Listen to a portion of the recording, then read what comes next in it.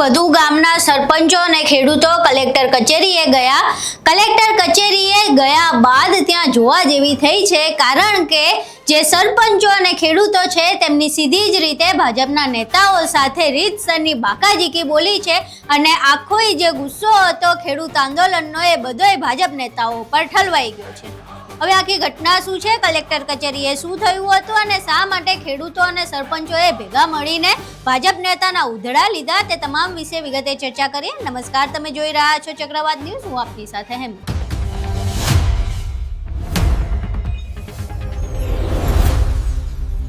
એક બાજુ મોરબીના જેતપરના ખેડૂતો છેલ્લા 12-13 દિવસથી આમરણાથ ઉપવાસ પર બેઠા છે. બીજી બાજુ હળવદના 22 થી વધુ ગામના સરપંચો અને ખેડૂતોને કલેક્ટરે પોતાની કચેરીએ બોલાવ્યા હતા. હવે સરપંચો કલેક્ટર કચેરીએ ગયા તો ખરા, પરંતુ તેમણે મળવાનો સાફ ઇનકાર કરી દીધો અને કહ્યું કે જ્યાં સુધી જેતપરના ખેડૂતોના પારણા નહીં થાય, તે એમની માંગ પૂરી કરવામાં નહીં આવે ત્યાં સુધી અમારે કોઈ ચર્ચા કે વાટાઘાટો કરવી નથી. ત્યારબાદ જે અંદર અધિકારીઓ હતા તે મનાવવા આવ્યા અને બાદમાં જે ભાજપના નેતાઓ અત્યાર સુધી ક્યાંય પોતાનું મોઢું નહોતા બતાવતા, એ ભાજપના નેતાઓ બહાર આવીને ખેડૂતો અને સરપંચોને મનાવવા આવ્યા. જ્યારે ખેડૂતો અને સરપંચોને મનાવવા આવ્યા કે ભાઈ તમે કલેક્ટરને મળી લ્યો, તમારી જે સમસ્યા છે એનું નિરાકરણ આવશે, કંઈક વચ્ચેનો રસ્તો નીકળશે, આવી બધી ચર્ચાઓ કરવા આવ્યા. અને એમને એવું હતું કે અમે ખેડૂતો અને સરપંચોને ફોસલાવીને કલેક્ટર સુધી લઈ જશું, પરંતુ એવું કાંઈ બન્યું નહીં અને રીતસરનો આ ખેડૂતોએ અને સરપંચોએ ભેગા મળીને ભાજપ નેતાનો ઉધડો લઈ લીધો.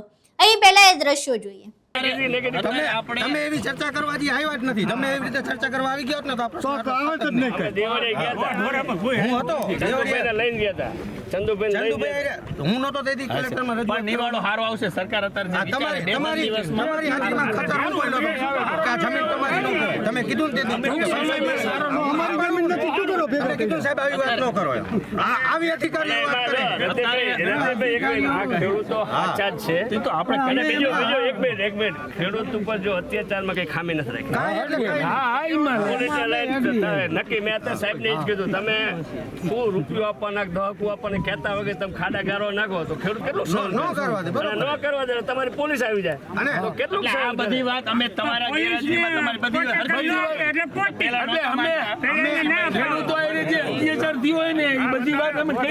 અમે પોલીસના વિરોધી નથી, પણ ભારે પોલીસ આવી જે દાદાગીરી કરે ને ખેતરમાં દાદાગીરી કેવી કરે. તમે એક વસ્તુ સમજો, બધું કહી દીધું, બધું સાચું. એક વસ્તુ સમજો, મારા ખેતરમાં મારા હાથ બાર માગે ને કામ બાર મરી જવાય ને કાઈ માર નાખે. બે વસ્તુ કરે. હા બરાબર, બે વસ્તુ કરે. બોલો ગાડીનો પટાવા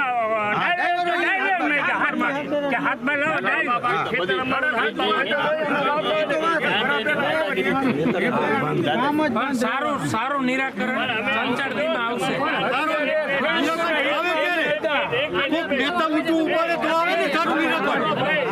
કોઈ નેતા અત્યાર સુધી નતું ઉપાડ્યું. ગામે ગામે આવો.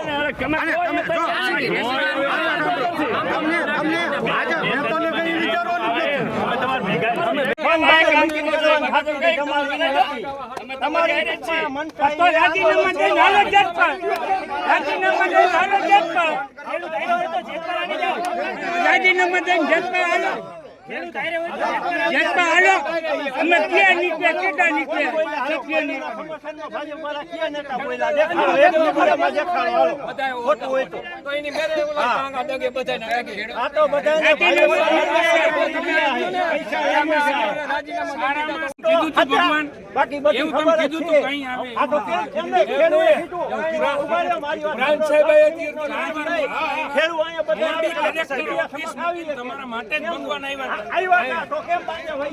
નહીં, તમને બોલાવા આવ્યા, તમકો અમે નથી આવ્યા. કામમાં કરવા દેતા નહીં, ચોખ્ખી જ વાત છે. અને આંદોલન કરવા માટેની નીતિ છે આવડાની, એટલે બધા ખેડૂતને સરપંચને બોલાવે છે બંધ બાઈને, તમે અહીંયા આવો, તમારું થોડું પોલું કરાઈ જાય, એ માટે કરે છે. ખૂબ પોલું છે આનું. ખેડૂત એકતા છે, હવે જોઈ લે સરકારે આંદોલન થાય છે.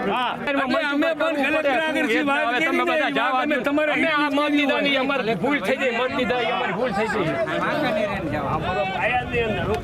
અરે આ લોકોનું ઈ નહીં આ અંદર તો કોઈ નહીં આવે સાહેબ અંદર બંધ ભાઈ અને અમે કરવાનો દીધા આંદોલન તોડવાની આવનારી ભાજપ વાળાની નીતિ છે. કલેક્ટરને આવું જોઈએ. એટલા ઓછી ખેડૂના જો ઓલા હોય તો બાકી બધી ખબર જ છે. આ તો કેમ એમને ખેડૂએ કીધું ઉભા રહ્યો મારી વાત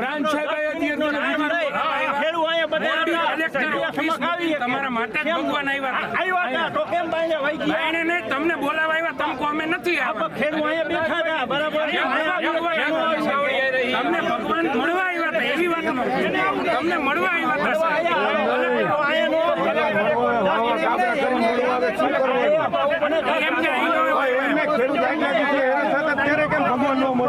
ભગવાનની વાત કરો કલેક્ટર આવ્યા હતા કલેક્ટરને મળીને જવું પડે સરપંચ ને તમારી હારે જ મીટિંગ કરવા તો અહીંયા હતા ને પણ અહીંયા કરે ક્યાં કરે એક આખી તમારો પ્રસંગ હોય કે ગમે હોય કઈ વાંધો નહીં પણ ખેડૂતો સારો નિર્ણય વળતર એ લોકોને દેવાનું જ નથી થાંભકું એને વળતર જોતું હું કરોડ રૂપિયા દઈ દઉં થાંભલો હટાઈ નાખે મારા પડામાં મારે લેવા દેવાના નહીં દેવાના તો હું દઈ દઉં બાકી તો નકઈને પૈસા દેવા પડે બરોબર કરોડ રૂપિયા તો સામાન્ય થઈ ગયા હતા જમીનની કિંમત છે 30-40 લાખ રૂપિયા વીઘાની અને જમીન થઈ જાય 5 લાખની વીઘો હા અને રસ્તાના કે પાણીના કોઈ હુકમ ન કાઢ્યા કલેક્ટરે. હવે તમે આ દ્રશ્યો જોયા. આ દ્રશ્યોમાં સ્પષ્ટપણે જે ભાજપ નેતાઓ બનાવવા માટે આવ્યા છે તેમનો ઉધડો લેવામાં આવી રહ્યો છે અને એવું કહેવામાં આવી રહ્યું છે કે જ્યાં સુધી જેતપરના ખેડૂતોના પારણા નહીં થાય ત્યાં સુધી અમારે કોઈ વાટાઘાટોય કરવી નથી, કોઈ ચર્ચાઓય કરવી નથી. હવે જે ભાજપના નેતાઓ અત્યાર સુધી ગુમ હતા, 6-7 મહિનાથી આ વીજ પોલની સમસ્યાઓ ચાલી રહી છે, ત્યાં સુધી એકેય ભાજપ નેતાને એવું ના થયું કે આપણે ખેડૂતો માટે કંઈક વચ્ચેનો રસ્તો કાઢીએ, કલેક્ટર સાથે વાતચીત કરીએ. અને કલેક્ટર અત્યારે સામેથી તેડું મોકલે છે.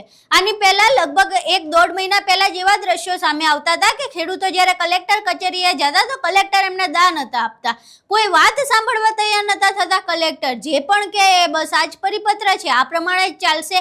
એની બદલે હવે 22 થી વધુ ગામના સરપંચો અને ખેડૂતોને તે પોતાના કલેક્ટર કચેરીએ આવવાનું આમંત્રણ આપી રહ્યા છે. પાછા ખેડૂતોને સરપંચો નથી મળવા માંગતા તો એમને મનાવવા માટે પાછા નેતાઓને અને અધિકારીઓને મોકલવા પડી રહ્યા છે. એટલે ક્યાંક ને ક્યાંક હવે રેલો નેતાઓ અને અધિકારીઓ બંને સુધી આવ્યો હોય એવું લાગી રહ્યું છે.